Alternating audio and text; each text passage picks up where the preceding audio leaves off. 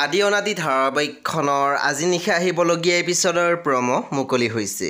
আজিৰ প্ৰমৰ প্ৰথম ভাগত আমি দেখিবলৈ পাইছোঁ ৰদালিয়ে কৈ আছিল মোক বেঙি বুলি নামাতিবা, তেতিয়া বিটুৱে মাত দিছিল চৰি।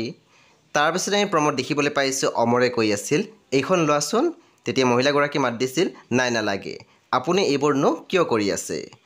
তাৰপিছত আমি প্ৰমত দেখিবলৈ পাইছোঁ ভিতুৰ মাকে কৈ আছিল গুৰুত্ব বেছিকৈ দিব লাগে দুৰ্বল ষ্টুডেণ্টখিনিকহে, দাবী ধমকি দি তাইৰ পৰা তই একো কামেই আদায় কৰিব নোৱাৰিবি দেৱী।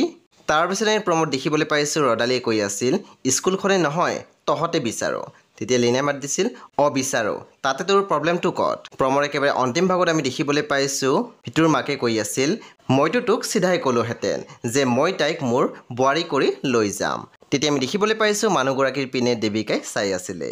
সেই বন্ধু বান্ধৱীসকল আজি নিশা 9 বজাত ৰং টিভিত আহিবলগীয়া আদি অনাদি ধাৰাবাহিকখন খুবেই বেছি ইণ্টাৰেষ্টিং হ'বলৈ গৈ আছে, সেয়ে আপোনালোকে চাবলৈ একেবাৰে নাপাহৰিব।